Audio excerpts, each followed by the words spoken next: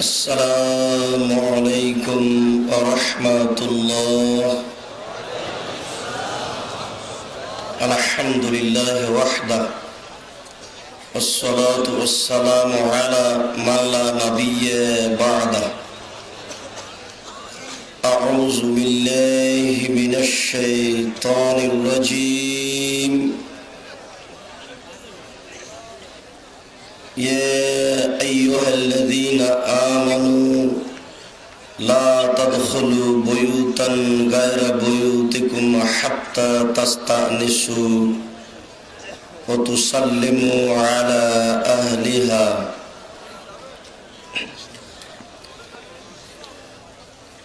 عن عبد الله بن مسعود رضي الله تعالى عنه قال: سأل رجل رسول الله صلى الله عليه وسلم أي الإسلام خير؟ قال رسول الله صلى الله عليه وسلم: تتم الطعام وتقرأ السلام على من عرفت ومن لم تعرف. রাহুল বুখারী মুসলিম। ফজরের সালাতের পর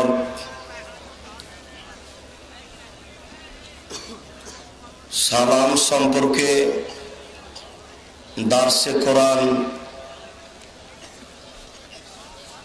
সূরা নূর আয়াত নম্বর 30,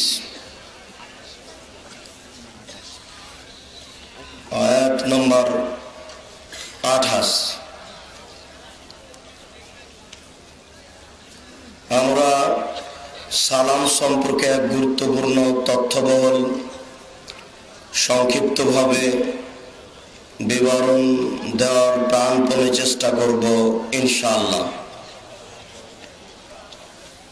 লিখিত বিষয়ের উপরে কথা বলার পূর্বে আপনাদের নিকটে আমাদের জরুরি অনুরোধ, মানুষ মাত্র প্রয়োজন থাকতে পারে। আপনি আপনার চলাচল, হাট বাজার এসব প্রয়োজনীয় কাজগুলিকে প্রয়োজনীয় মনে করিয়েন না। এখানে এসেছেন 2 দিনের জন্য কিছু কোরআন হাদিস শুনতে। এটা সফর, কিছু কষ্ট হবে, এ কথাই ঠিক। আপনি কষ্টকে মেনে নিয়েই এসেছেন, কাজেই আপনার রাস্তায় চলাচল করা হবে শয়তানের সহযোগিতার কাজ, আর শুয়ে থাকা হবে অলসতা।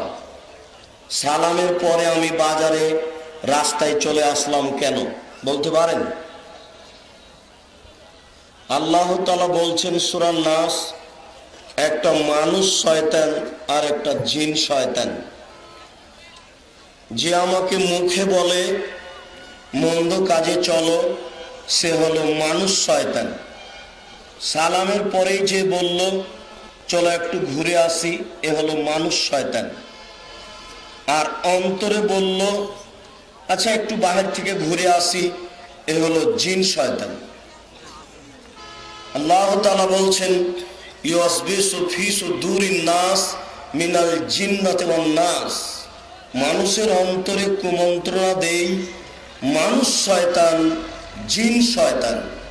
আল্লাহ তাআলা বলছেন খোলাখুলি ভুল পথে ডেকে নিয়ে যায় যে, যাকে দেখা যায় সে হলো মানুষ শয়তান, আর দেখা যায় না এ হলো জিন শয়তান। সালামের পরে একজন বলছে চলো রাস্তায় একটু ফিরে আসি, অনেক কষ্ট করেছি, এ হলো মানুষ শয়তান। অন্তরে বলল চলো একটু ঘুরে আসি, এ হলো জিন শয়তান। কষ্ট হবে সফরে, এ কথাই ঠিক, মেনে নিয়ে এসেছেন। অত রাস্তায় চলাচল করা লাগে কেন? এই ছেলে, এদিকে তোমরা লক্ষ্য করো, আশেপাশে কোনো মানুষ, কোনো ছেলে চলাচল করবে না। তোমরা যারা দায়িত্ব পালন করছো কঠোরভাবে পালন করো। এখন কোনো মানুষ রাস্তায় যেতে পাবে না। আপনারা এসেছেন এখানে দিনই আলোচনা শুনতে, ব্যক্তিগত স্বাধীনতা খর্ব করে চলতে হবে। এখানে একমাত্র রাসূল সাল্লাল্লাহু আলাইহি সাল্লামের গতিনীতিকে পালন করার প্রাণপণে চেষ্টা করতে হবে। এসব দায়খানা ব্যতীত ইচ্ছা মতো যেখানে সেখানে যাওয়া আপনার জন্য আদৌ ঠিক নয়। শুনুন, ইসলাম মানে জানা, প্রত্যেকটা কাজ জেনে করতে হয়, এর নাম ইসলাম। যেটা আপনি জানেন না সেটা হলো জাহেলিয়াত। জাহেলিয়াতকে ঠেকাতে এসেছে ইসলাম। আপনি এসেছেন এখানে কোরআন হাদিস শুনতে, না বউ নিয়ে বাজার ঘুরতে? বউ নিয়ে বাজার ঘোরা হলো জাহেলিয়াত, প্রয়োজন ছাড়া রাস্তায় ঘোরা হলো জাহেলিয়াত। এখানে বসে কোরআন হাদিস শুনতে হবে পেশাব পায়খানা ব্যতীত, এর নাম ইসলাম। ইসলাম মানে জানা। চলন্ত একটা নীতি ছিল, তার নাম জাহেলিয়াত। ইসলাম এটা সেটাকে আঘাত করে দূর করতে চায়। ইসলাম মানে জানা, ইসলামের অপর নাম জানা। যদি আমরা জানি যে ইসলাম মানে শান্তি, হ্যাঁ ঠিক, জানলে হয় শান্তি, না জেনে শান্তি হয় না। জানেনই না কোনটা শান্তি আর কোনটা অশান্তি, আপনি কি দিয়ে বুঝবেন? অতএব যখন তখন ইচ্ছা মতো ঘোরার চেষ্টা করিয়েন না, ঠিক নয়। বলতে পারেন আল্লাহর নবী যখন তখন বলতেন, আল্লাহুম্মা ইন্নী আউযু বিকা মিনাল আজজি ওয়াল কাসল। আল্লাহ, আমি অপারগতা থেকে তোমার কাছে আশ্রয় চাচ্ছি, আর অলসতা থেকে তোমার কাছে আশ্রয় চাচ্ছি। অলসতা কি জিনিস? এত কেন তিনি আল্লাহর কাছে বাঁচতে চাচ্ছেন? আল্লাহ তুমি আমাকে অলসতা দিও না, আল্লাহ তুমি আমাকে অলসতা দিও না, আল্লাহ তুমি আমাকে অলসতা থেকে বাঁচাও। অলসতা কি জিনিস আল্লাহর নবী এতবার বলছেন কেন? সালাম ফিরার পূর্বে বলেন, পরে বলেন, শুইতে বলেন, চলতে বলেন, যখন তখন বলেন আল্লাহ তুমি আমাকে অলসতা থেকে বাঁচাও, আল্লাহ তুমি আমাকে অলসতা থেকে বাঁচাও, আল্লাহ তুমি আমাকে অলসতা থেকে বাঁচাও। অলসতা কি জিনিস? এই যে আপনি শুয়ে আছেন, এটা হলো অলসতা।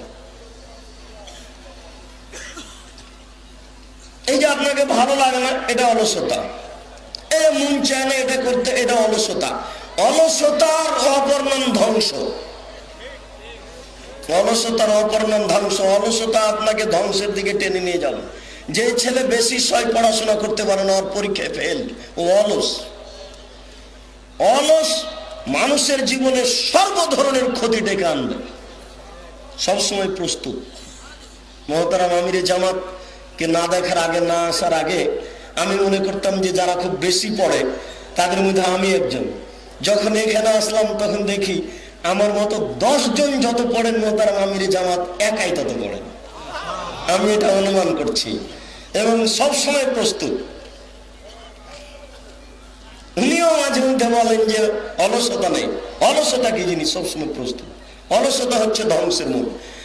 এদিক ছেড়ে দিলাম। আল্লাহ নবী এতবার বলবেন কেন? সকাল সন্ধ্যা চলাফেরা সব সময় আল্লাহ তুমি অলসতা থেকে বাঁচাও, আল্লাহ তুমি অলসতা থেকে বাঁচাও। অলসতা কোনো চোর, অলসতা কোনো ডাকাত, অলসতা কোনো সুদ, অলসতা কোনো ঘুষ, অলসতা জেনা, এগুলো তো কিছু নয়। অলসতার ব্যাপারে আল্লাহ রাসূল এত সতর্ক কেন? অলসতাই হচ্ছে ক্ষতির মূল, অলসতাই হচ্ছে ধ্বংসের মূল। এই জন্য আল্লাহ রাসূল এইভাবে অলসতা থেকে পরিত্রাণ চাইতেন। সালামের পরে প্রথম জিকির আল্লাহু আকবার, দ্বিতীয় জিকির আস্তাগফিরুল্লাহ আস্তাগফিরুল্লাহ আস্তাগফিরুল্লাহ, তৃতীয় আল্লাহুম্মা আনতাস সালাম ওয়া মিনকাস সালাম তাবারাকতা ইয়া যাল জালালি ওয়াল ইকরাম। এই পর্যন্ত বলার পূর্বে কেউ উঠতেও পাবে না, কথা বলতেও পাবে না।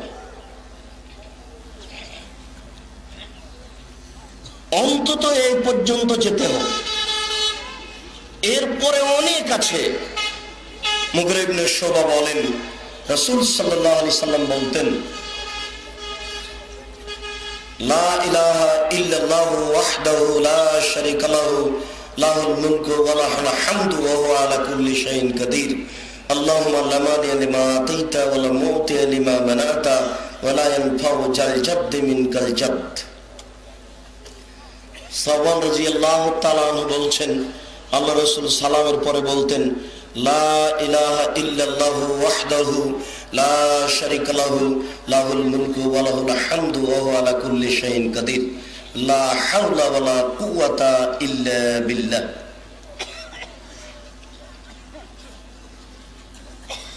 লা ইলাহা ইল্লাল্লাহু ওয়া লা না'বুদু ইল্লা ইয়্যাহু লাহুন নি'মাতু ওয়া লাহুল ফাজল ওয়া লাহুল হাসানা লা ইলাহা ইল্লাল্লাহ মুখলিসিনা লাহুদ্দিন ওয়ালাউ কারিহাল কাফিরুন। আনাস রাদিয়াল্লাহু তাআলা বলছেন, আল্লাহ রাসূল সালামের পরে বলতেন, আল্লাহুম্মা ইন্নী আউযু বিকা মিনাল জুবনি ওয়া আউযু বিকা মিনাল বুখলি ওয়া আউযু বিকা মিন আরজালিল উমর। আল্লাহুম্মা ইন্নী আউযু বিকা মিনাল জুবনি, ভীরুতা থেকে পরিত্রাণ চাচ্ছি। ভীরুতা কি জিনিস? নদাপাড়া গেলে বৃষ্টি হলে খুব সমস্যা হবে, নদাপাড়া গেলে বসার জায়গা না হলে কষ্ট হবে। কে এটা বলছে? এ ঠেকাচ্ছে কে? এর নাম ভীরুতা। ভীরুতা কি জিনিস? যার থেকে আল্লাহ রাসূল পরিত্রাণ চাইতেন, প্রথম বাক্যে বলছেন ওয়ানাউযু বিকা মিনাল জুবন, আল্লাহুম্মা ইন্নী আউযু বিকা মিনাল জুবনি, আল্লাহ তোমার কাছে আমি ভীরুতা থেকে পরিত্রাণ চাচ্ছি। এখন সকালে সকালে এই মাঠে যাব না, মসজিদে থাকি, মাদ্রাসায় থাকি, তাহলে একটু শান্তিতে থাকা যাবে। বাড়ি তো শান্তির জায়গা, বউ আছে, ছেলে মেয়ে আছে, এখানে এসছেন কেন? অত শান্তি কিসের? এটা হলো আপনার ভীরুতা। আল্লাহ রাসূল বলছেন, আল্লাহুম্মা ইন্নী আউযু বিকা মিনাল জুবনি ওয়া আউযু বিকা মিনাল বুখলি। কৃপণতা। কৃপণতা কি জিনিস? কৃপণতা অবশ্যই কিছু খারাপ, যার কারণে আল্লাহ রাসূল কৃপণতা থেকে পরিত্রাণ চাইতেন। কৃপণতা অবশ্যই কিছু খারাপ, যার থেকে আল্লাহ রাসূল পরিত্রাণ চাইতেন। তিনি বলছেন আউযু বিকা মিনাল বুখল, আমি কৃপণতা থেকে পরিত্রাণ চাচ্ছি। 10 টাকা দান করতে চাচ্ছেন, আবার থেমে গেলেন, এটাকে, এটার নাম কৃপণতা। আল্লাহ রাসূল বলছেন মানুষের ধ্বংসের 3টা পথ, 3টা কাজ করলে মানুষ ধ্বংস হয়। তার একটা হচ্ছে সহমুতা, যে কৃপণতাকে মেনে নেওয়া হয়, যে কৃপণতাকে মেনে নেওয়া হয়, কৃপণতাকে মানুষ মেনে নেয়। কি করে? ফকিরটা সাহায্য চাইলো ছেলে মেয়ের জন্য, তার দিকে নানান কিছু বলে তাকে ধমক দিয়ে দূর করে দেওয়া হলো, তাকে 10টা টাকা দিতে হবে, এটা হলো কৃপণতা। এই কৃপণতাকে মেনে নেওয়া হলো। যে কৃপণতাকে মেনে নেয় তার ধ্বংস সুনিশ্চিত। 2 হাওয়ার মুত্তাবাউ, প্রবৃত্তিকে যে মেনে নেয় তার ধ্বংস, প্রবৃত্তিকে যে মেনে নেয় তার ধ্বংস, প্রবৃত্তিকে যে মেনে নেয় তার ধ্বংস। প্রবৃত্তি কি জিনিস? সালাম ফিরার পরে একটু মন চাচ্ছে বাহির থেকে ঘুরে আসি, এর নাম প্রবৃত্তি। সালাম ফিরার পরে একটু মন চাচ্ছে একটু ঘুমিয়ে নি, এর নাম প্রবৃত্তি। সকালে উঠে দাড়িটা একটু ভালো করে চাঁচার ইচ্ছা হচ্ছে, এর নাম প্রবৃত্তি। একটু বাজার থেকে ঘুরে আসি, নারী দেখা হবে, এর নাম প্রবৃত্তি। টাকুর নিচে একটু প্যান্ট রাখি, কেমন কেমন লাগে, ঠেঙ্গা ঠেঙ্গা লাগে, এর নাম প্রবৃত্তি। বুঝতে পারেন না?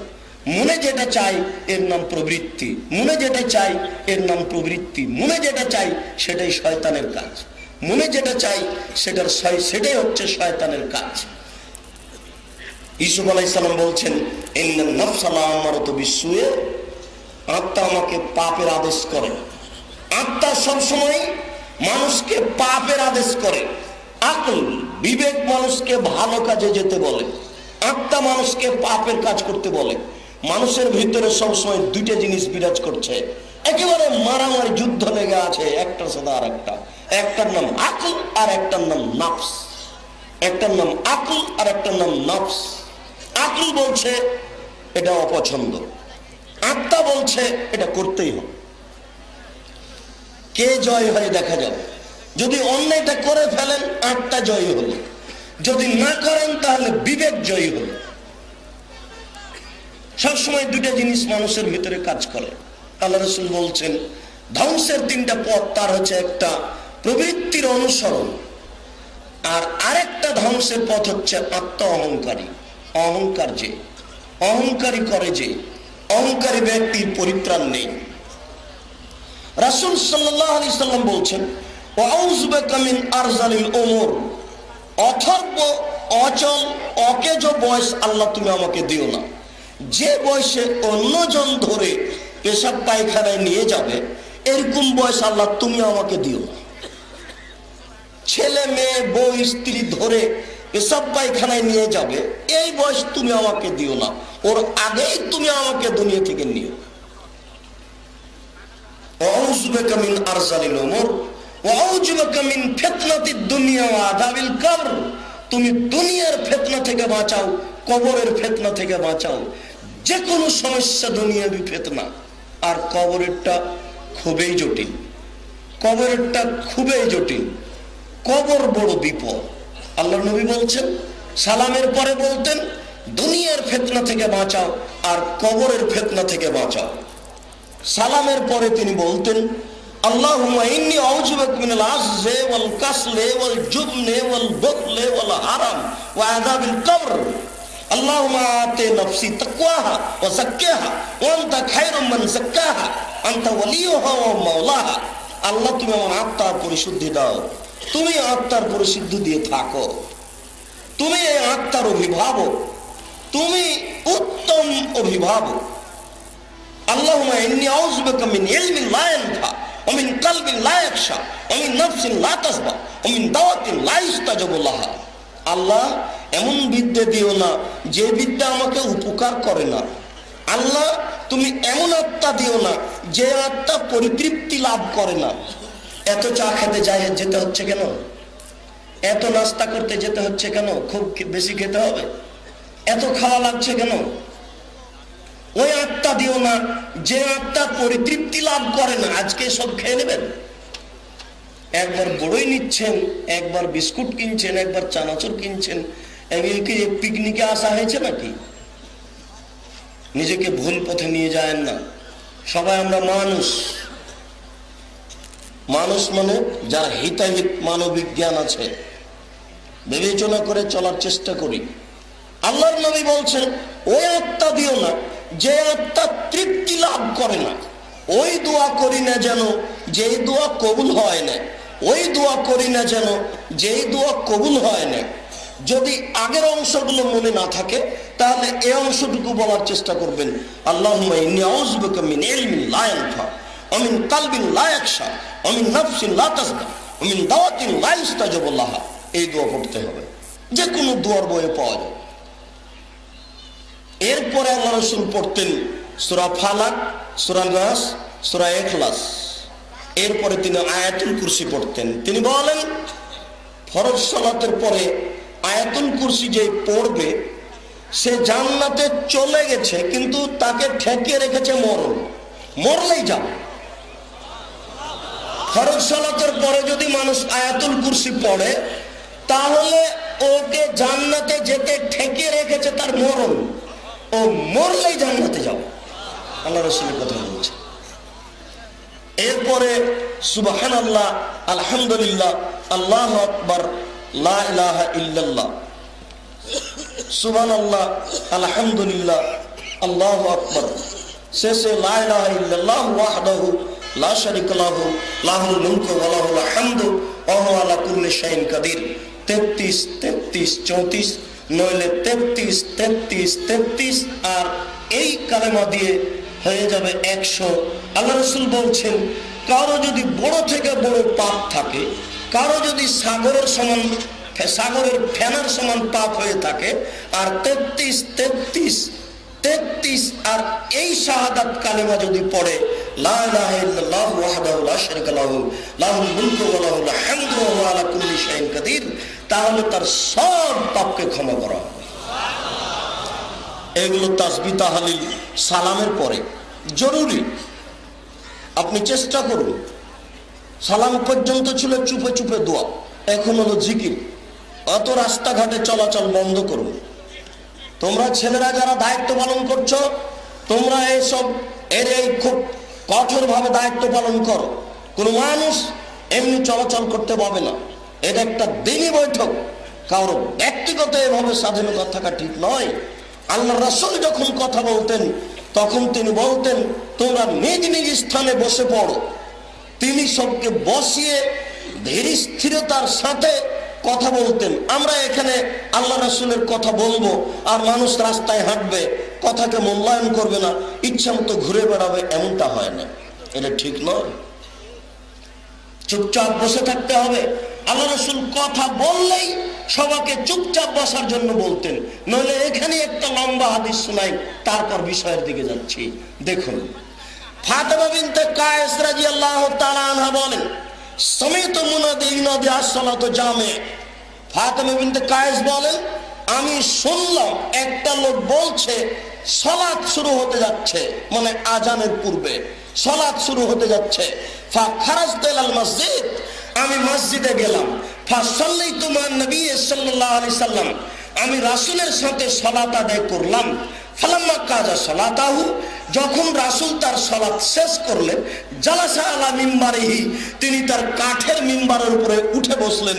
ওয়াহুয়া ইয়াজহাক, তখন তিনি হাসছেন, হাসি মুখে কাঠের মিম্বারের উপরে উঠে বসলেন। তারপরে তিনি বলছেন, হাল তাদরুনা কুল্লু মুসাল্লিন ইয়ালজামু মাকানাহু, তারপরে তিনি বলেন, এই শোনো, সব মুসাল্লি নিজ নিজ জায়গায় বসে পড়ো।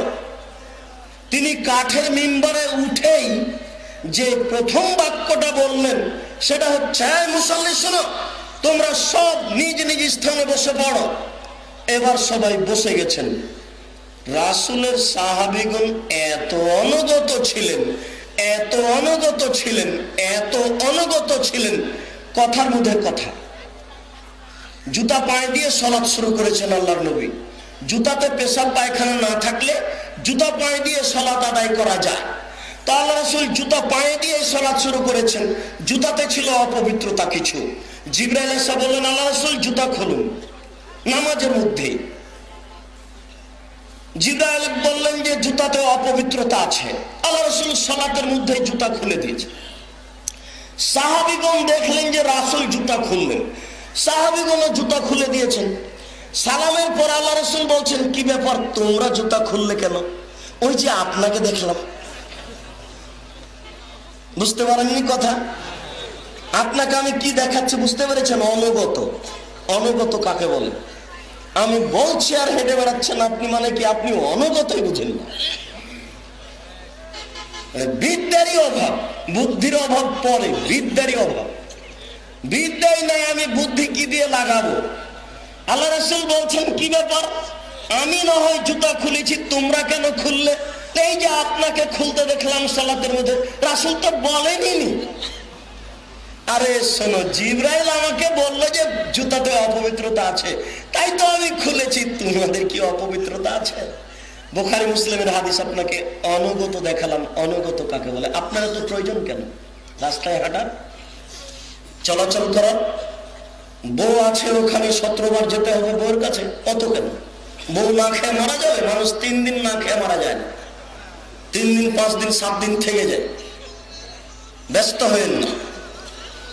সম্মানিত দিন ভাই, বলছিলাম আল্লাহ রাসূল কাঠের মিম্বারের উপরে উঠে বসলেন। বসে বললেন, তোমরা নিজ নিজ স্থানে বসে পড়ো। হাল তাদরুনা লিমা জামাতাকুম, কথা কিন্তু শেষ। হাদিসটা একটু বলে আমি বিষয়ে যাচ্ছি। তোমরা কি বলতে পারো আমি তোমাদেরকে কেন বসতে বললাম? সাহাবীগণ বলছেন যে, জি না, আমরা বলতে পারছি না, আপনি কেন যে আমাদেরকে বসতে বললেন? তখন আল্লাহ রাসূল বলছেন যে, মা জামাতুকুম লিরাহবাতিন, আমি তোমাদেরকে জাহান্নামের ভয় দেখাবো আর জান্নাতের প্রতি আগ্রহী করব, এই জন্য বসতে বলিনি। আমি বসতে বলেছি, আন্না তামিম আদ-দারি কানা রাজুলান নাসরানিয়ান ফাজা ওয়া আসলামা ওয়া হাদাসানি হাদিসান কুনতু উহাদ্দিসুকুম আন মাসীহ দাজ্জাল। তামিমদারি একজন খ্রিস্টান মানুষ, তামিমদারি এসেছে, সে একটা কাহিনী বলছে যা আমি তোমাদেরকে বলে থাকি দাজ্জাল সম্পর্কে। তামিমদারি বলছে দাজ্জাল সম্পর্কে একটা ঘটনা যা আমি তোমাদেরকে বলে থাকি। তামিমদারি বলছে যে, রাকাবনা ফি সাফিনাতিন বাহারিয়াতিন, আমরা প্রায় 30 জন মানুষ একটা সামুদ্রিক স্টিমারে উঠেছিলাম, লাখম এবং জোজান সম্প্রদায়ের। নৌকায় উঠলাম, এই যে ঝড় বৃষ্টি আসলো, 1 মাস যাবত নৌকা আমাদেরকে নিয়ে সাগরে খেললো।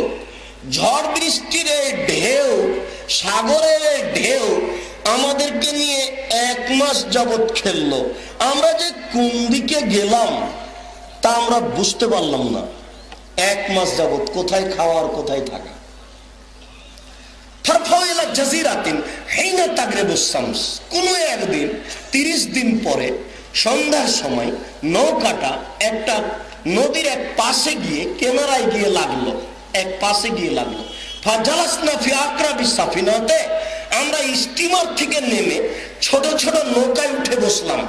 বড় নৌকাতে ছোট নৌকা থাকে, বড় নৌকা 4-5 হাত পানিতে ঠেকে গেছে, তাহলে পাশে যাবেন কি করে? এই জন্য ছোট ছোট নৌকা থাকে।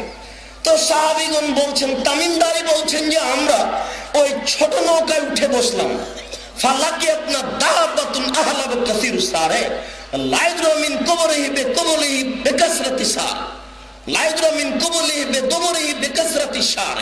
হঠাৎ একটা প্রাণীর সাথে আমাদের দেখা হলো, তার গায়ে এত লোম, লোমের কারণে কোন দিকে যে তার মুখ আর কোন দিকে যে তার পিছন তা বোঝা যায় না।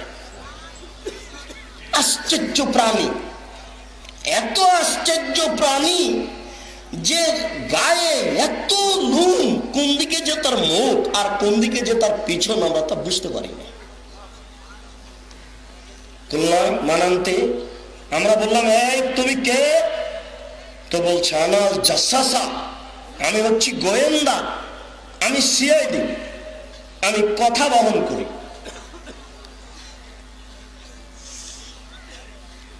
ইরফাউ এলাদায় ফিয়ে রাজুলুন ইস্তাকিলা খাবারিকুম, ওই যে ঘরটা দেখছো না, ওই ঘরে একটা মানুষ আছে, সেই মানুষটা তোমাদেরকে দেখার জন্য ব্যস্ত হয়ে গেছে, তোমরা একটু সেখানে যাও। ফাফারিক না আনতাকো না শয়তান আতান।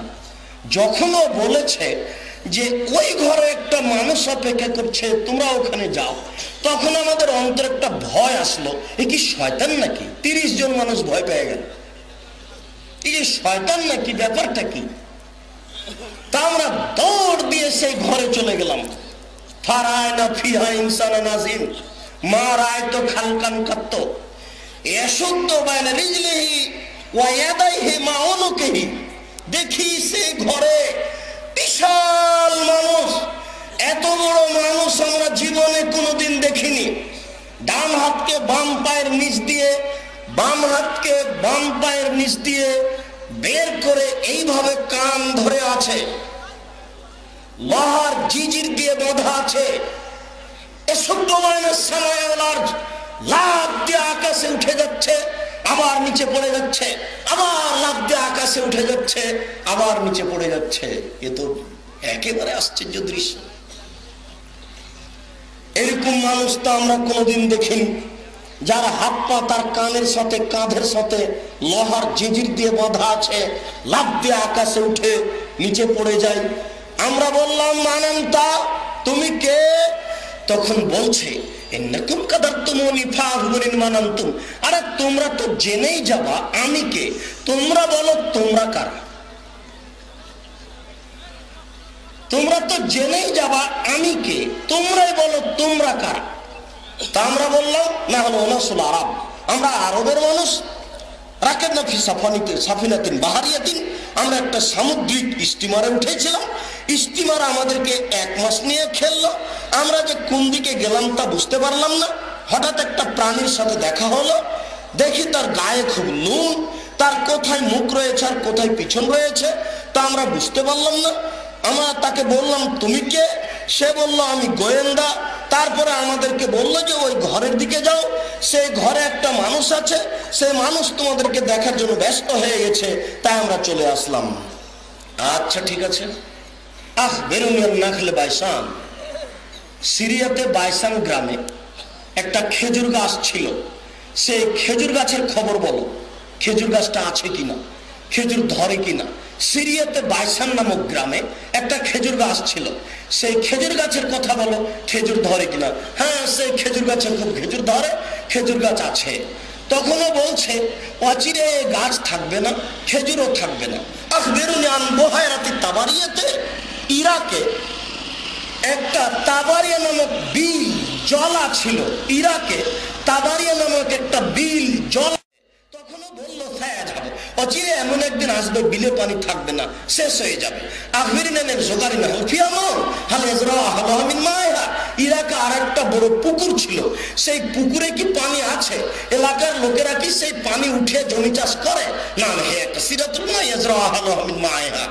জি হ্যাঁ, সেই পুকুরে পানি আছে, ইরাকের লোকেরা সেই পুকুর থেকে পানি উঠিয়ে জমি চাষ করে। আচ্ছা ঠিক আছে, এবার তোমরা আমাকে নিরক্ষর নবী সম্পর্কে বলো।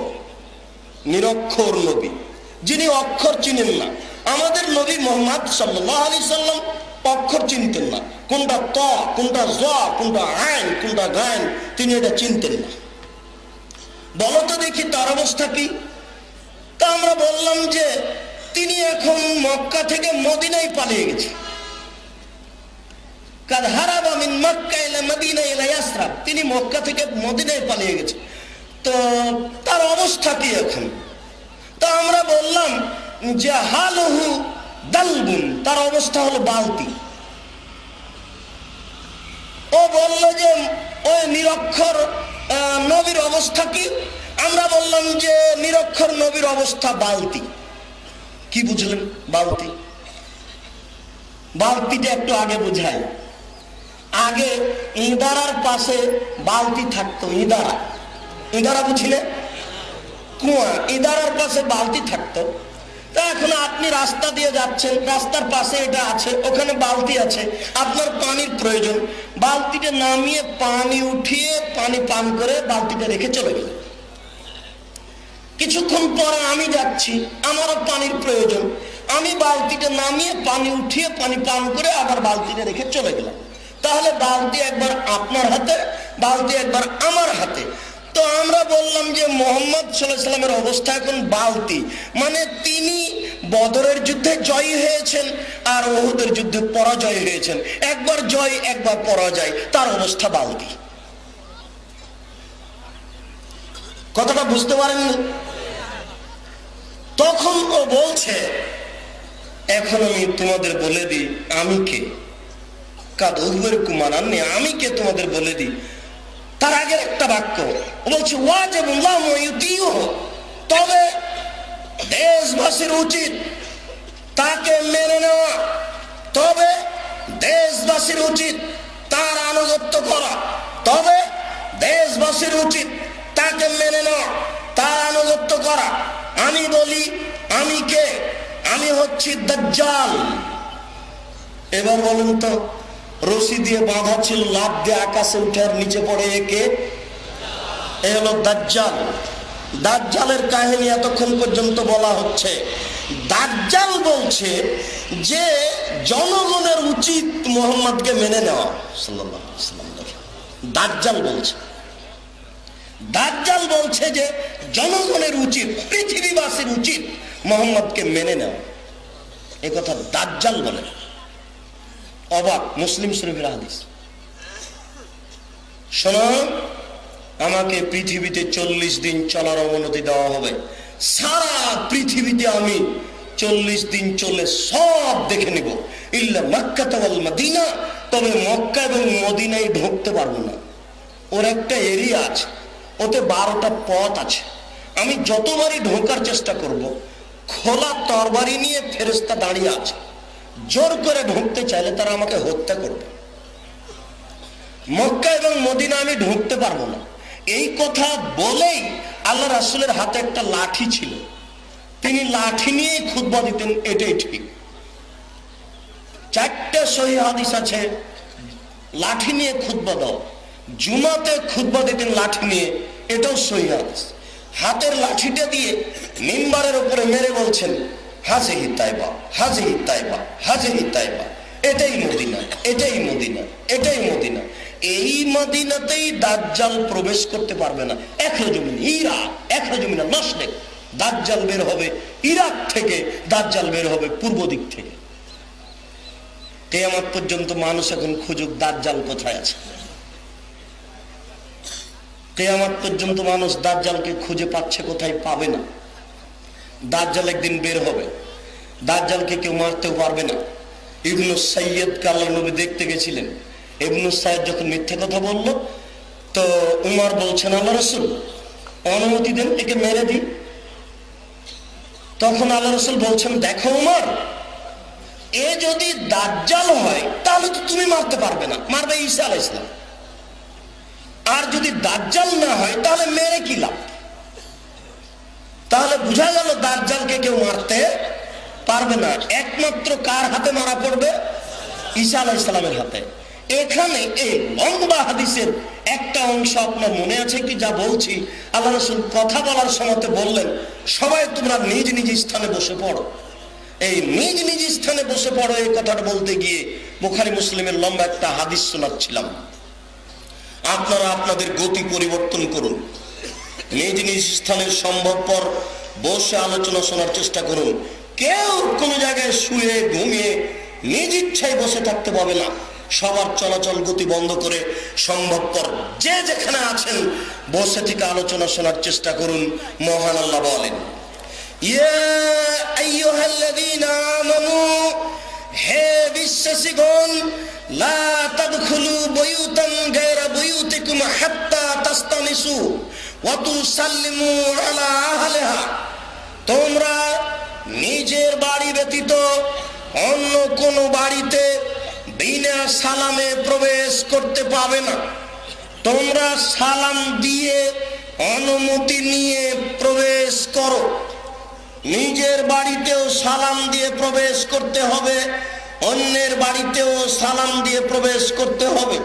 এতটুক পার্থক্য যে নিজের বাড়িতে সালাম দিয়ে ঢুকতে হবে, অনুমতির প্রয়োজন নেই। অন্যের বাড়িতে সালাম দিয়ে অনুমতি নিয়ে প্রবেশ করতে হবে। একবার দিলাম, দুইবার দিলাম, তিনবার সালাম দিলাম, কেউ সাড়া দিল না, ফিরে যেতে হবে।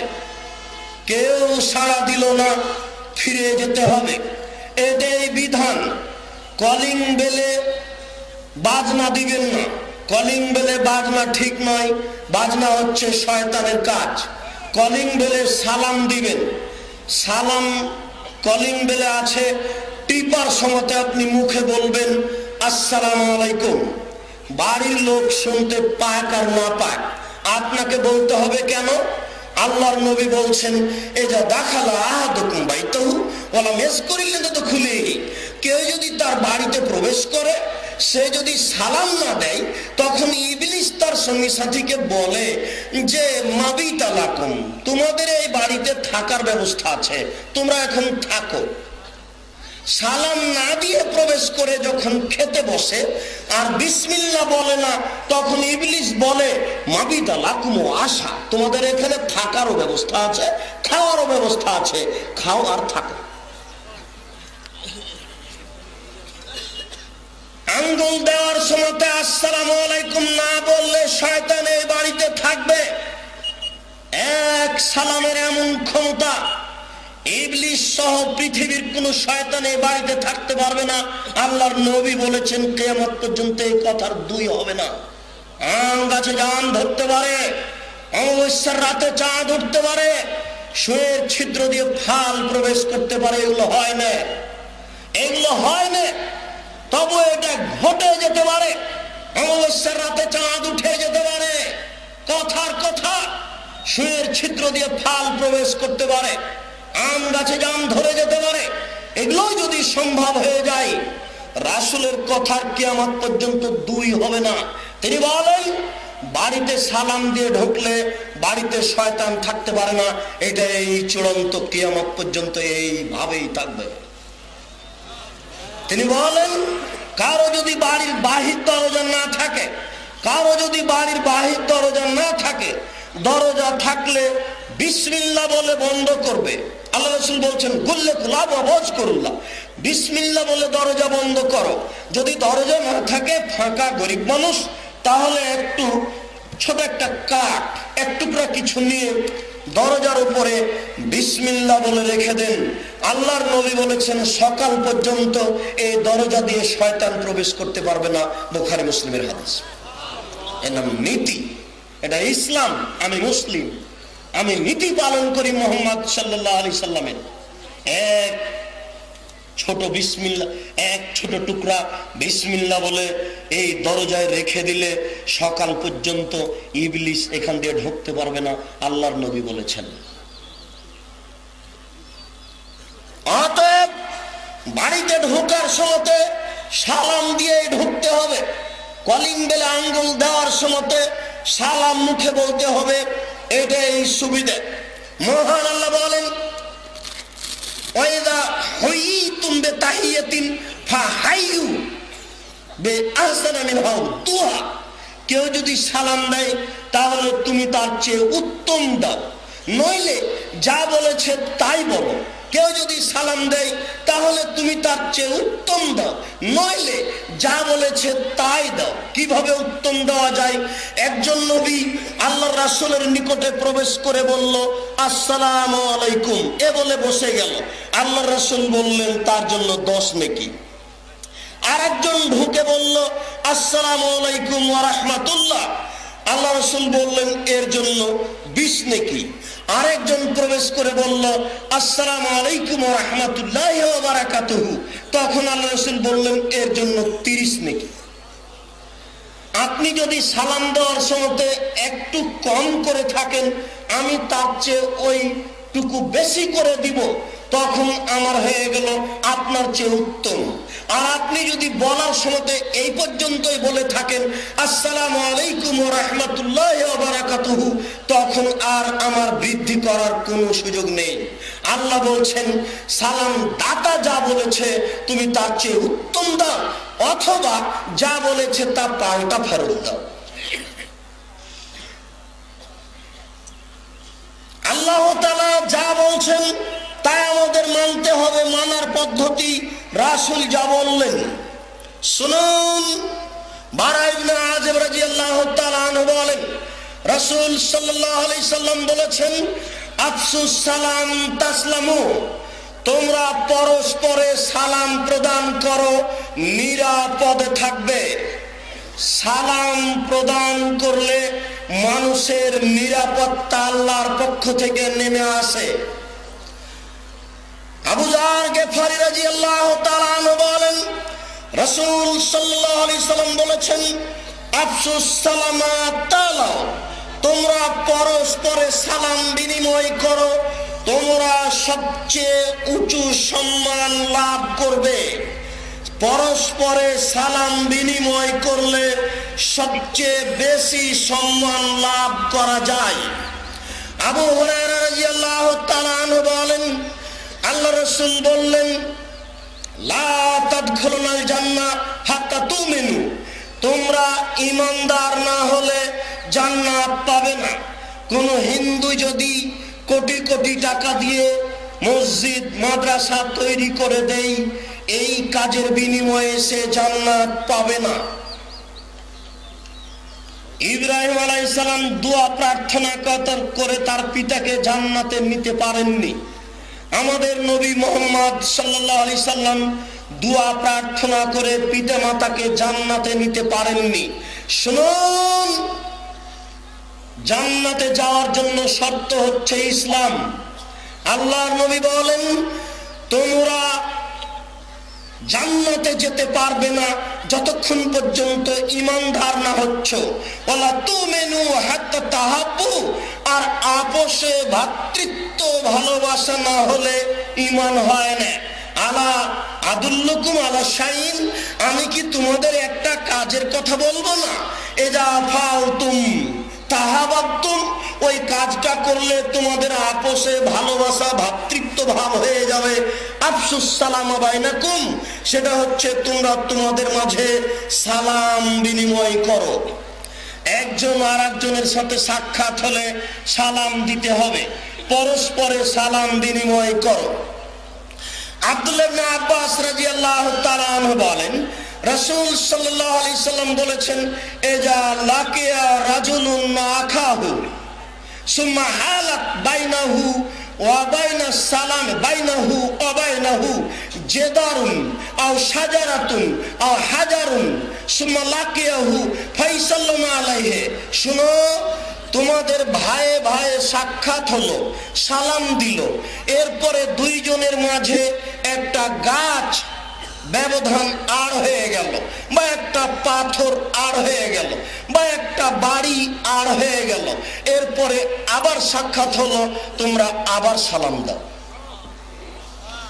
সকালে একবার সালাম দিয়েছি, আর সারাদিন সালাম দিতে লজ্জা পাই। বাপকে সালাম দিতে কেমন কেমন লাগে, মাকে সালাম দিতে কেমন কেমন লাগে। বাড়িতে তো কোনোদিন সালামই দিনে। রাজশাহী চাঁপাইনবাবগঞ্জে মানে বাহির দরজা আছে বটে, কিন্তু বাড়িতে সালাম দিয়ে ঢুকতে হবে এ কথা তো শুনিনি। এটা লজ্জার ব্যাপার।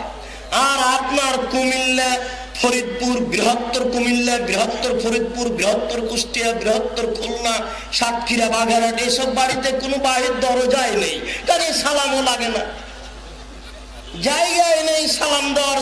সালাম দিব কি করে? বাহির দরজা থাকতো, ঘেরা থাকতো, তাহলে আমাকে সালাম দেওয়ার একটা ব্যাপার ছিল। মনে আছে একদিন বলছিলাম, আবু হুরায়রা রাদিয়াল্লাহু তাআলা আনহু খুব গরিব মানুষ। তিনি বলছেন যে আমাকে খুব ক্ষুধা লাগলে আমি পেটটা মসজিদের নববীতে চাপা দিয়ে এইভাবে উপর হয়ে থেকে যেতাম, 2 দিন 3 দিন না খেয়ে থাকতাম। মানুষ আমার 5 পয়সা দাম দিত না, মানুষ আমার গায়ের উপরে পা দিয়ে হেঁটে চলে যেত, মানে আমার কোনো সমাজে মূল্যায়নই নেই। আমার মা আল্লাহর নবীকে রাত দিন গালি দেয়। আমি একদিন সকালে গিয়ে কোনো এক সময় গিয়ে আল্লাহর নবীকে বললাম, আল্লাহর নবী আপনি আমার মায়ের জন্য একটু দোয়া করুন, আমার মা যেন ইসলাম গ্রহণ করে।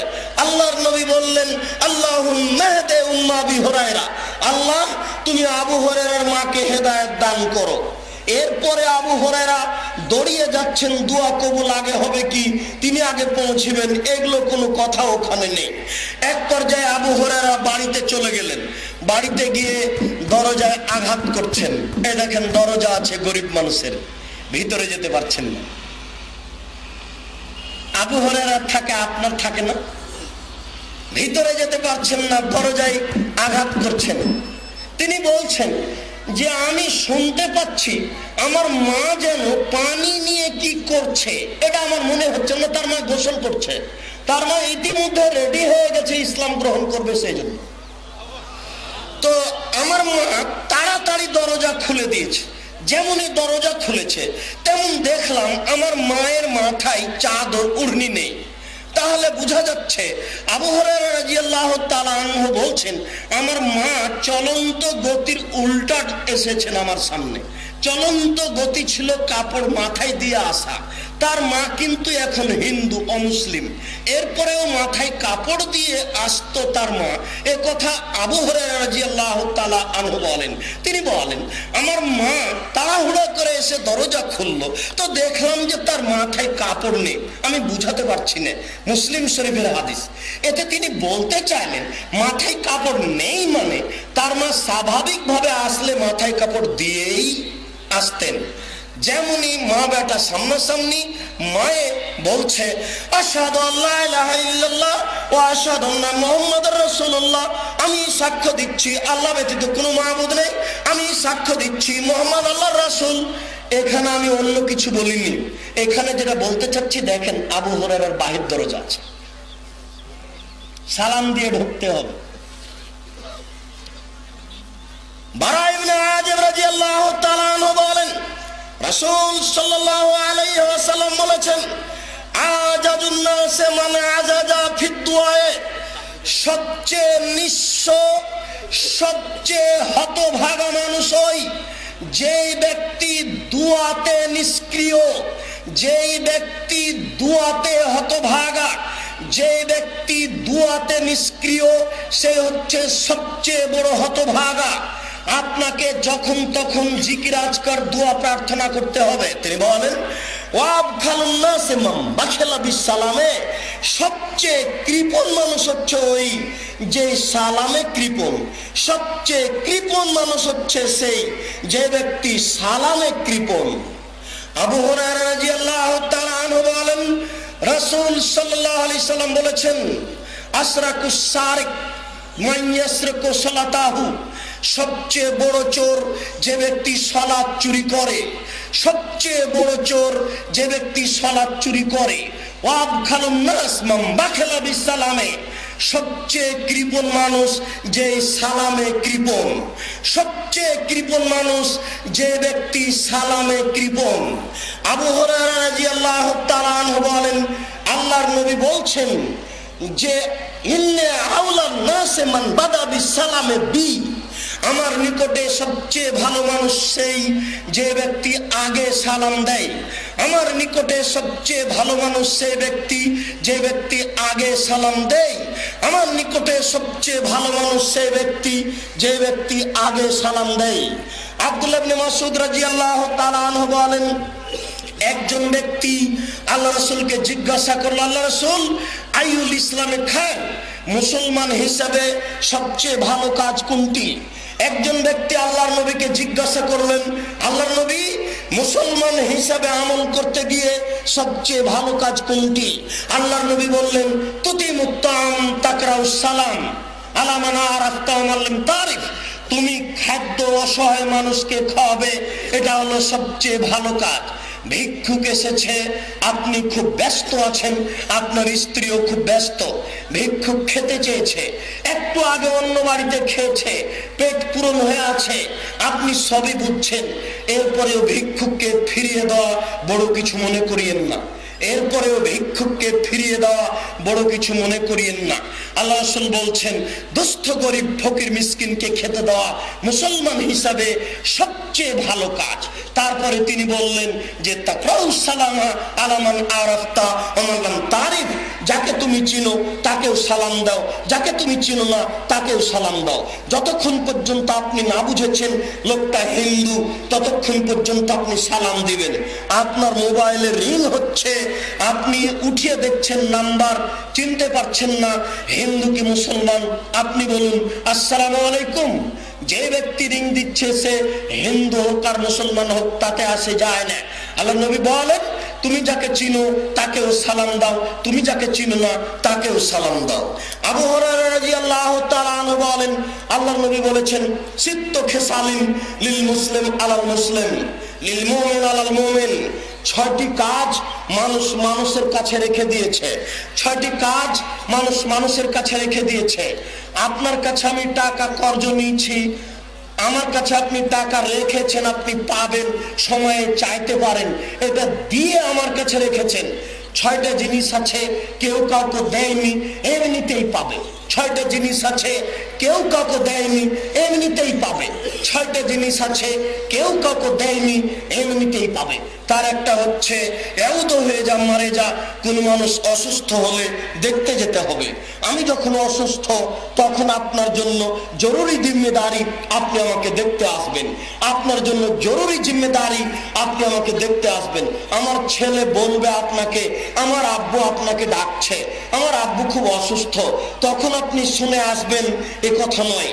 আল্লাহর নবী, আল্লাহ আপনার কাছে রেখে দিয়েছেন, আমি অসুস্থ, শুনে আপনাকে আসতে হবে, জরুরি। শুনুন, আপনি যদি সকালে আমাকে দেখতে আসেন, সন্ধ্যা পর্যন্ত 70,000 ফেরেশতা আপনার জন্য ক্ষমা চাইবে, কাজটাও ভালো। রাসূল সাল্লাল্লাহু আলাইহি সাল্লাম বলেন, এই যে মাতায়া সাদহু, কোন মানুষ মারা গেলে জানাজায় যেতে হবে। যে লোকটা মারা গেছে সে লোকটা আপনার কাছে এটা রেখে দিয়েছে, শোনার সাথে সাথে জানাজায় যেতে হবে। কেউ বলেছে তাই যেতে হবে, এ কথা নয়। কেউ বলেছে তাই যেতে হবে, এ কথা নয়। ও মারা গেছে, আমি শুনেছি, ও মুসলিম, আমাকে যেতে হবে। শুনুন, কেউ যদি জানাজায় যায়, মাটি দেওয়া পর্যন্ত থাকে, তাহলে 2 উহুদ পাহাড়ের সমান নেকি হবে। কেউ যদি জানাজায় যায়, এটা আমার হলো অতিরিক্ত সুবিধা, এটা আল্লাহ আমার প্রতি দয়া করে দিয়েছেন। আমি এই সুবিধা পাবো এজন্য যাইনি, আমাকে যেতে হবে এই জন্য গেছি। আমি এই সুবিধা পাবো এই জন্য যাইনি, আমাকে যেতে হবে এই জন্য গেছি। মধ্যে থেকে আল্লাহ আর একটা উপকার করে দিলেন, 2 উহুদ পাহাড়ের সমান নেকি দিয়ে দিলেন। তিনি বলেন যে এই যুগ হইয়া যা দাহ, কোন মানুষ দাওয়াত দিলে যেতে হবে। আব্দুর রাজ্জাক সাহেব, আপনাকে আমার বাড়িতে খাওয়ার দাওয়াত থাকলো, দয়া করে দুপুরের সময় আসবেন, জরুরি যেতে হবে, জরুরি যেতে হবে, জরুরি যেতে হবে। গিয়ে যদি দেখি ঘরে ছবি ঝুলছে, ফিরে আসতে হবে। যাও জরুরি, ফিরে আসাও জরুরি। গিয়ে যদি দেখি বাদ্যযন্ত্র চলছে, ফিরে আসতে হবে। গিয়ে যদি দেখি নারী পুরুষ একাকার সবাই মিলে বসে খাচ্ছে, ফিরে আসতে হবে। আপনি মুসলিম, জোর করে আহলে হাদিস হওয়ার চেষ্টা করিয়েন না। জোরে আমিন বলে আহলে হাদিস হওয়া যায় না, বুকে হাত বেঁধে আহলে হাদিস হওয়া যায় না। 5,000 টাকা খরচ করলাম খেয়ে এসে, যে এতে আহলে হাদিস হওয়া যায় না। 24 ঘন্টার মধ্যে বাড়ির নীতি গতি পরিবর্তন করতে হবে। আজ থেকে আপনার বাড়িতে আর বাজনা বাজবে না। আজ থেকে আপনার বাড়িতে আর বিবাহের কোনো থোবড়া হবে না, কোনো এইভাবে হইচই গীত এইভাবে চলবে না। আপনার বাড়িতে এইভাবে নারী পুরুষ একাকার হয়ে খাদ্যে অংশগ্রহণ করবে না। গিয়ে যদি বুঝতে পারেন, ফিরে আসতে হবে, জরুরি। এটা একটা জরুরি রাসূলের নীতি। বলছিলাম আল্লাহর নবী বলেন, এই যা লাকিয়াহু সাল্লাল্লাহু আলাইহি, সাক্ষাৎ হলে সালাম দিতে হবে, সাক্ষাৎ হলে সালাম দিতে হবে। আল্লাহ রাসূল বলেন, এই যা গাবান হওয়া হাফেজাতহু আও ইয়ানসাহু লাহু, যখন মানুষ উপস্থিত থাকবে না প্রতিবেশী, তখন তার দেখাশোনা করতে হবে। যখন প্রতিবেশী উপস্থিত থাকবে না, তখন তার দেখাশোনা করতে হবে। আবু হুরায়রা রাদিয়াল্লাহু তাআলা আনহু বলেন, রাসূল সাল্লাল্লাহু আলাইহি সাল্লাম বলেছেন, ইসাল্লিমু সাগীরু আলাল কাবীরে ওয়াল মারু আলাল কায়েদে ওয়াল মারু আলাল মাশি ওয়ার রাকিবু আলাল মাশি ওয়াল মাশি আলাল কায়েদ ওয়াল কালিল আলাল কাসীর। আল্লাহর নবী বলেন, আরোহণ হয়ে চলে যারা, তারা সালাম দিবে, পায়ে হেঁটে চলে যারা তাদেরকে। আল্লাহ রাসূল বলেন, পায়ে হেঁটে চলে যারা, তারা সালাম দিবে বসে থাকা ব্যক্তিকে। আল্লাহ রাসূল বলেন, কম সংখ্যক মানুষ সালাম দিবে বেশি সংখ্যক মানুষকে, কম সংখ্যক মানুষ সালাম দিবে বেশি সংখ্যক মানুষকে। আবু হুরায়রা রাদিয়াল্লাহু তাআলা আনহু বলেন, ইসাল্লিমুল সাগীরু আলাল কাবীরে, আল্লাহ রাসূল বলেছেন, ছোট মানুষ সালাম দিবে বড় মানুষকে। আবু হুরায়রা রাদিয়াল্লাহু তাআলা আনহু বলেন, মাররা রাসূলুল্লাহ সাল্লাল্লাহু আলাইহি সাল্লাম গিলমান ফাসাল্লামা আলাইহিম, একদা আল্লাহ রাসূল ছোট ছেলেদের পাশ দিয়ে যাচ্ছিলেন, তিনি তাদের সালাম দিলেন। আগের হাদিসের সাথে পরের হাদিস বিরোধ বেঁধে গেল। আল্লাহ রাসূল আগের হাদিসে বললেন ছোট সালাম দিবে বড় মানুষকে, এবার তিনি নিজে সালাম দিচ্ছেন ছোট ছেলেকে। এটাই বিধান যে ছোট সালাম দিবে বড়কে, এটাই বিধান যে ছোট সালাম দিবে বড়কে। তবে শিক্ষা দেওয়ার জন্য বড় ছোটকে সালাম দিতে পারে, তবে শিক্ষা দেওয়ার জন্য বড় ছোটকে সালাম দিতে পারে। মারা রাসূলুল্লাহ সাল্লাল্লাহু আলাইহি সাল্লাম বে মাজলিসিন ফিহি ইখলাতুন মিনাল মুসলিমিনা ওয়াল ইয়াহুদ ওয়ান নাসারা ওয়াল মুশরিকিন। আল্লাহর নবী এক বৈঠকে কিছু লোকের পাশ দিয়ে যাচ্ছিলেন, সেখানে ছিল হিন্দু, সেখানে ছিল ইহুদি, সেখানে ছিল খ্রিস্টান, সেখানে ছিল মুসলমান। আল্লাহর নবী বললেন, আসসালামু আলাইকুম। বুঝা গেল, যেখানে হিন্দু আছে, বৌদ্ধ আছে, খ্রিস্টান আছে, মুসলমান আছে, সেখানে আপনি সরাসরি বলবেন আসসালামু আলাইকুম। আমরা শুনেছি রাজশাহী চাঁপাইনবাবগঞ্জের মানুষ হিসেবে এক জায়গাতে হিন্দু মুসলমান থাকলে তাকে বলতে হবে আসসালামু আলাইকুম আলা মান ইত্তাবাল হুদা। জি না, এ কথা ঠিক নয়। যখন আপনি হিন্দুর নিকটে পত্র লিখছেন, তখন এই কথা বলতে হবে। যখন আপনি হিন্দুকে কোনো কথা বলছেন, তখন এই কথা বলতে হবে। শ্রোতা যখন, সম্বোধন ব্যক্তি যখন একমাত্র হিন্দু, তখন এটুকু বলতে হবে। যখন মাজলিসের লোক হিন্দু, মুসলমান, বৌদ্ধ, খ্রিস্টান সবাই আছে, তখন আপনি বলবেন আসসালামু আলাইকুম। বলছিলাম রাসূল সাল্লাল্লাহু আলাইহি সাল্লাম বললেন, কোন হিন্দু যদি তোমাকে বলে আসসালামু আলাইকুম, তাহলে তুমি বলবে ওয়ালাইকা। তুমি বলতে পাবে না ওয়ালাইকুমুস সালাম। সালাম শব্দটা তুমি মুখ দিয়ে উচ্চারণ করতে পাবে না। ও বলেছে মুসলিম, তোমার উপরে শান্তি হোক, আর তুমি বলবে তুমি যা বলেছ তা তোমার উপর, তুমি যা বলেছ তা তোমার উপর, তুমি যা বলেছ তা তোমার উপর। তুমি যেন মুখ দিয়ে সালাম শব্দ ব্যবহার করো না। সালাম বড় সুন্দর জিনিস। মুসলমান হওয়ার পরে এভাবে ভুল পথে চলিয়েন না। ইসলামের একটা ক্ষমতা আছে, একটা নীতি আছে। কি দিয়ে আপনাকে বুঝাই, আহলে হাদিস সবাই পড়ি, সবাই সংগঠনের মানুষ। দেখুন সালামের গতিনীতি কি। আল্লাহ রাসূল বলছেন তুমি বলতে পাবে না ওয়া আলাইকুমুস সালাম। সম্মানিত দিনী ভাই, রাসূল সাল্লাল্লাহু আলাইহি সাল্লাম একদা নারীদের পাশ দিয়ে হেঁটে যাচ্ছিলেন, তখন তিনি তাদেরকে সালাম দিলেন। নারীদেরকে আপনি সালাম দিতে পারেন কোনো আশঙ্কা ক্ষতির না থাকলে। নারী রাসূলকে সালাম দিয়েছেন, মরবে নারীও পুরুষকে সালাম দিতে পারে যখন কোনো সমস্যা থাকবে না। আপনারা পরস্পরে সালাম বিনিময় করুন। আল্লাহর সন্তুষ্টি অর্জনের একটা বড় মাধ্যম হচ্ছে সালাম বিনিময় করা। আল্লাহর সন্তুষ্টির একটা বড় মাধ্যম হচ্ছে পরস্পরে সালাম বিনিময় করা। এ পর্যন্ত বলে আমি আপনাদেরকে আমার আন্তরিকভাবে অন্তরস্থল থেকে আপনাকে খুব কাছের মানুষ মনে করে বলছি, আপনি সালামের পরে, আপনি সলাতের সালামের পরে এসব তাসবিহ তাহলিল জিকির আজকার করুন। এরপরে আপনি আজ থেকেই সালাম পরস্পরে বিনিময় করার চেষ্টা করুন। আজ থেকে কেউ আপনাদের বাড়িতে বিনা সালামে প্রবেশ করতে পাবে না। শুনুন, সালাত অবস্থান বলতে পাবে না। ব্যক্তিগত কথা সালাতে চলে না, ব্যক্তিগত কথা নামাজে চলে না। এই জন্য আপনাকে সালাতের সময় যদি কেউ সালাম দেয় তাহলে একটু আঙ্গুল উঠাতে হবে, এটাই হয়ে গেল ওয়ালাইকুমুস সালাম। নামাজের সময় যদি কেউ সালাম দেয় একটু আঙ্গুল উঠাবেন, এটাই হয়ে গেল সালাম। সালাতের সময় মুখে কথা বলতে হবে না। পেশাব করছেন, পায়খানা করছেন, এই অবস্থায় আপনি আছেন, কোনো ব্যক্তি আপনাকে সালাম দিল, পেশাব পায়খানা অবস্থায় সালাম দেওয়া যায়, একাধিক সহিহ হাদিস উত্তর দেওয়া যায় না। ওই অবস্থায় আপনি উত্তর দিতে পাবেন না। আপনি পেশাব থেকে উঠে, পায়খানা থেকে উঠে আপনি বলুন ওয়ালাইকুমুস সালাম। শ্রোতা দাতা সালাম দিয়ে কোথায় চলে গেছে সেটা আসে যায় না।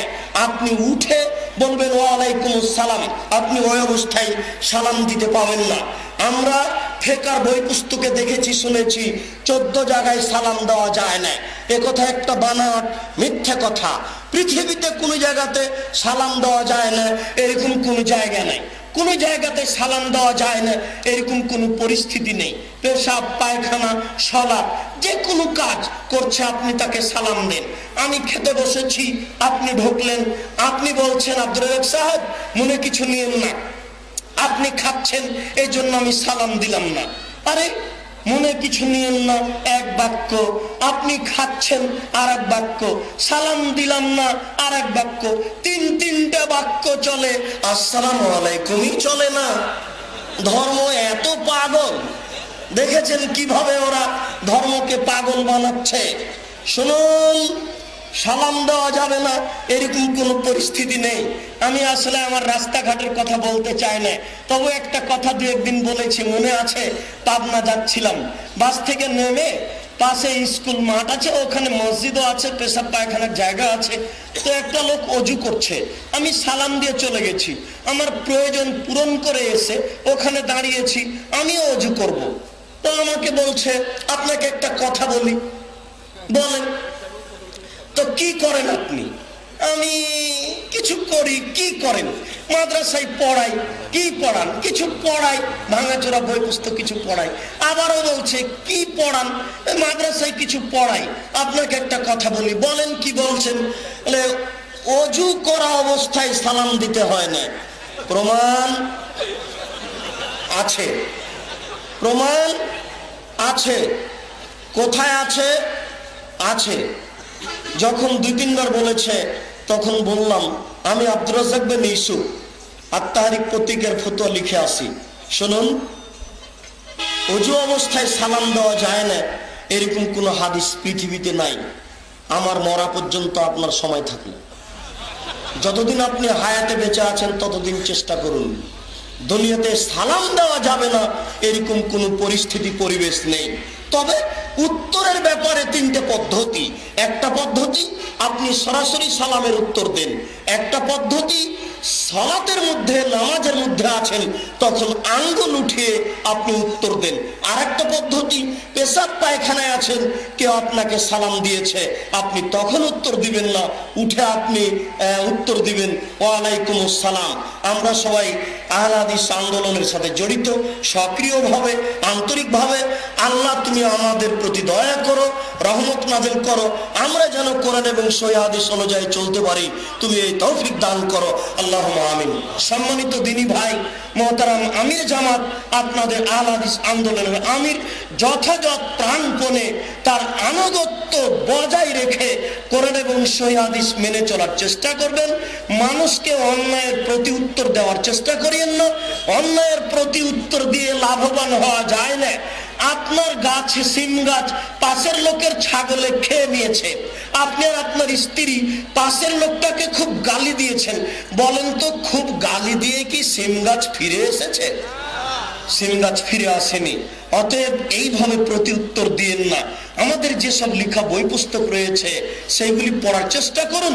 মুহতারাম আমিরে জামাত যেসব আপনাদেরকে দ্বীনি খিদমত দিয়েছেন সেগুলিকে মূল্যায়ন করুন। মাওলানা আব্দুল্লাহ বিন ফজল রাহিমাহুল্লাহ ঘন্টার ঘন্টা বক্তব্য দিতেন, চলে গেছেন, বক্তৃতায় চলে গেছে, টুটা ফাটা একটা বই নামাজ শিক্ষার উপরে রেখে গেছেন, সেটা এক জাতির কাছে আছে, সেটাই জাতি মূল্যায়ন করছে। মানুষ চিরদিন থাকবেন না। মুহতারাম আমিরে জামাত আপনাদেরকে আজকে সেবা দিচ্ছেন, তিনি চিরদিন থাকবেন না। যেসব বইগুলি কলমে লিখে যাচ্ছেন সেগুলি নিজে মূল্যায়ন করুন, আরো ভাইকে পড়ার জন্য আদেশ করুন। আল্লাহ তুমি বড় দয়াবান, তুমি বড় রহমান, তুমি বড় ক্ষমাবান। আমাদের যারা মারা গেছে তুমি তাদের কবরের শাস্তি মাফ করো, আল্লাহুম্মা আমিন। আমরা যারা অসুস্থ তুমি তাদের আরোগ্য দান করো, আল্লাহুম্মা আমিন। আমরা যারা বেঁচে আছি তুমি তাদেরকে তোমার রাসূলের পদ্ধতি অনুযায়ী চলার তৌফিক দান করো, আল্লাহুম্মা আমিন। আল্লাহ তুমি আমাদেরকে কোরআন এবং সহিহ হাদিস মেনে আহলে হাদিস আন্দোলনের ছায়াতলে থেকে বাকি জীবন জীবিকা নির্বাহ করার তৌফিক দান করো, সুযোগ দান করো, আল্লাহুম্মা আমিন। এইটুকু দাবি দাওয়া তোমার দরবারে রেখে আজকের সংক্ষিপ্ত বক্তব্য এখানে শেষ করছি।